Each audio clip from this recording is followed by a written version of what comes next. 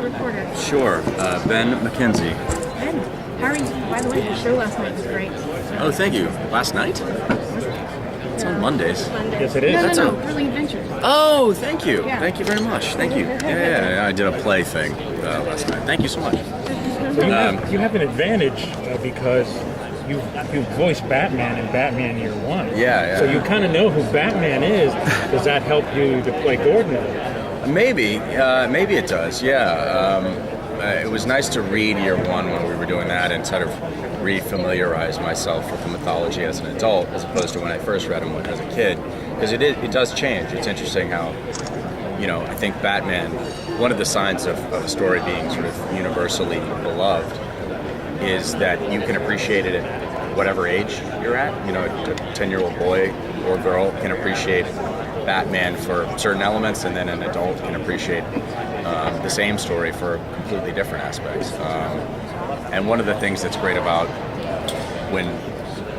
about performing this role in this context is kind of acting out your fantasies from being 12 years old, playing with your brother in the backyard of your house in Texas, playing cops and robbers, but playing it with an adult sensibility, which Gotham has. It has fun, but it's still sort of adult, and it's kind of the best of both worlds.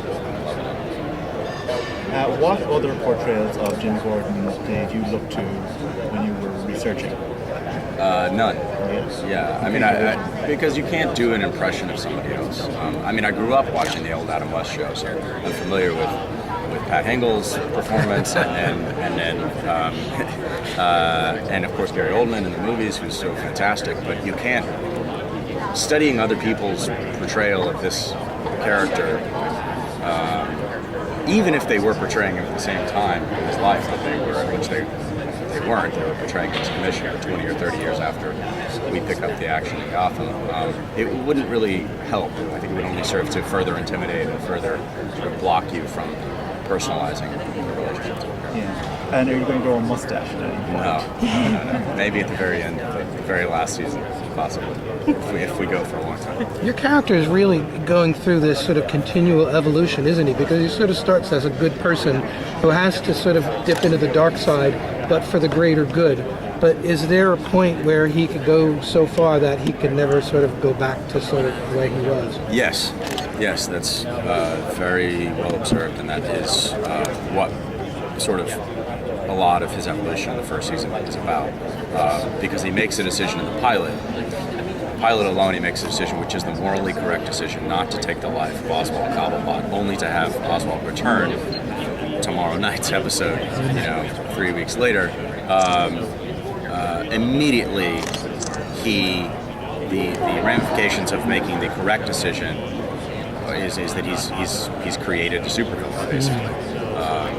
And so he learns from experiences like that, and unfortunately, in Gotham, the morally correct decision is not always the decision that will yield the best results. And so that moral slippery slope that he's sort of sliding down will only steepen and will only accelerate down in the end. Why does he take such an inordinate interest in Bruce? Or is this something that will be coming up in the season as it goes on? Well, Bruce, a couple of reasons. I mean, the first is that Jim sees in Bruce himself, because Jim lost his father when he was Bruce's age, and that's what bonds them at the site of the Wayne murders when he meets Bruce.